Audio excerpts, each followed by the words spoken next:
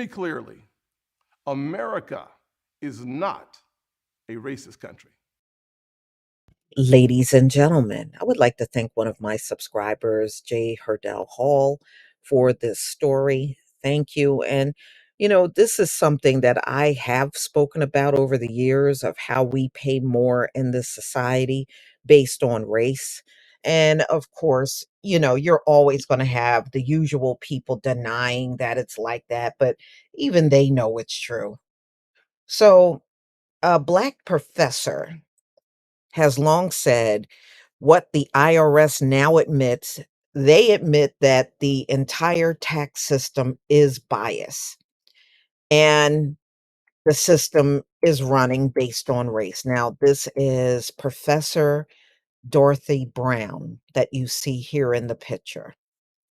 So, the Internal Revenue Service is increasingly acknowledging the presence of racial bias in the nation's tax system, along with years of work by pioneering researchers who've spent years highlighting the issue. Now, they're later on in the article talking about using money to fix the system. And you know as well as I do, you can't fix this system as long as the same people are in place. As long as they're in place, it really truly will never be fixed. Okay, they're okay with us paying more or getting audited more and enduring more tax headaches, and they're getting all of the tax breaks and benefits and perks. Oh, yeah, it's great, right? So last week, the Senate Finance Committee, the agency said Black taxpayers are far more likely to be audited than non Black ones, exposing them to tax penalties. And in January, the Treasury Department revealed that a swath of tax breaks disproportionately benefit white people, leaving many Black people with hefty tax bills and little money left over. We are deeply concerned by these findings and committed to doing the work to understand and address any. So they're talking about the disparities in the IRS system. And again, if you're not going to change these people that are in charge, this is all for naught. So, they're trying to act all outraged and everything. I mean, really, how outraged are you to even have this in place to begin with? So, Werfel, a letter cited a study on race and tax audits from Stanford University that attributed to the disproportionate auditing of Black taxpayers, partly to audit selection algorithms. So, in other words, they got the algorithms set up to select more Black taxpayers when it comes down to audits. Now, you may ask, how do they know? This is how they know. Most people that are classified as Black in this country, you have an odd number at the end of your Social Security number. White people tend to have even numbers at the end of their Social Security number. And yeah, some people got zeros. My mother had a zero, and she was a Black woman. But the vast majority, you'll have an odd number, white people will have an even number. So they know. They already got you marked. Okay? You're already flagged in their system. They know who's Black and who's white. They know the race of everybody. That's why I laugh to myself when it comes down to reparations. Well, how are they going to know who to give it to? Because you already got us flagged in your system. Okay? Stop clowning. So, anyway, let's move on.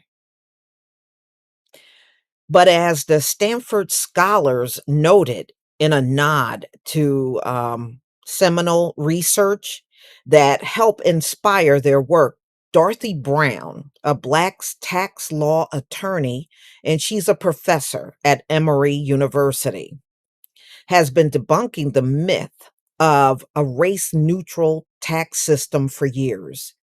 Her book, 2021, The Whiteness of Wealth, explores the ways the U.S. tax policy impoverishes Black people and widens the wealth gap in multiple ways, including disparities in tax breaks and exclusions from some benefits. I mean, who is surprised by this? And you know what? Just based on this information alone, they owe us reparations. That means not only are they cheating us, they've cheated our forefathers. So give us our reparations. This is just more, adding more on to the list for reasons why we deserve reparations.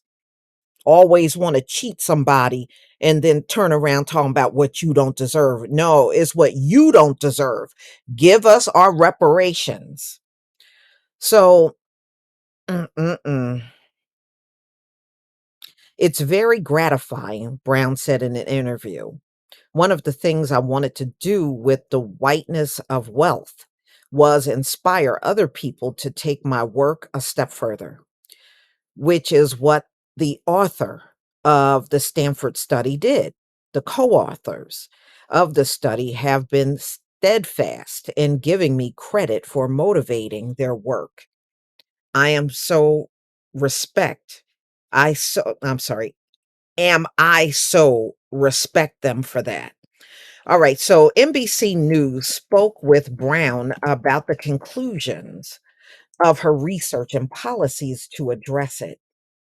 Brown said, I thought it was a big deal that the IRS finally acknowledged that race played a role in their enforcement activities.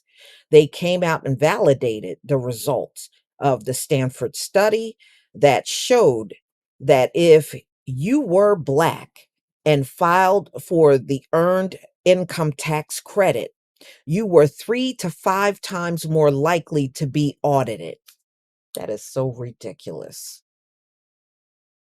But you know what? I'm not surprised. I'm not surprised.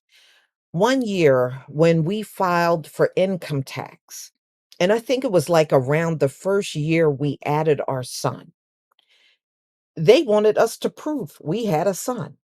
So we had to get the documentation from the hospital, Social Security, because he had his real early on, and we had to show all of that. I mean, I just thought the whole thing was ridiculous. You issued him a Social Security card, and that was done up at the hospital. All right? That was all done at the hospital. It was just ridiculous. So the former IRS commissioner testified before Congress that the IRS doesn't discriminate or treat anyone there. Y'all always say that. And then at the end of the day, you are treating us differently. These statements are the same garbage we hear all the time, and it's nothing but a big lie. So he just sat up on Capitol Hill and lied in front of everybody. What's new, right? So the new commissioner acknowledged that is a big deal. So Brown said the way you get paid fewer taxes is to have income from the stock or gifts and inheritance. And we know that given that racial wealth gap, gifts and inheritances are going to be disproportionately beneficial to white Americans. So, to the extent that Black Americans get most of our income from wages that are taxed at the highest rates and not income from stocks, Black people are left behind. There's a singles penalty. So if I'm single and I earn $50,000, my tax bill is going to be higher than if I'm married and I earn $50,000 and have a stay-at-home spouse. Black Americans are more likely to be single, so they pay the singles penalty. Every tax day on the 15th of April, Black family wealth gets depleted. So, over generations, it's just wealth depletion, wealth depletion. Whereas for white Americans, every April 15th, it's wealth building. Wealth building.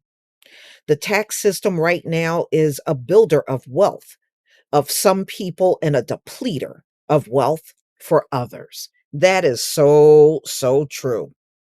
You know, I mean, this is ridiculous, everything that we had to go through. And again, this is all the more reason why we should be getting reparations.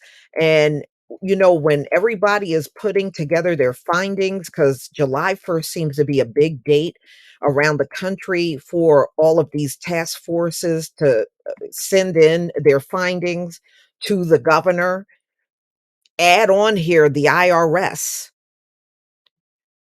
using racism to tax us more, using racism to audit us more disproportionately. And they have taken part in keeping us from having wealth. They're admitting it. They're admitting this is one of the reasons why we don't have wealth, more generational wealth, because they've done this not only to us, but to our forefathers too. Give us our reparations, period. Please leave your comment and subscribe. Don't forget to hit on the notification bell, and I'll see you on the next video. Peace, family.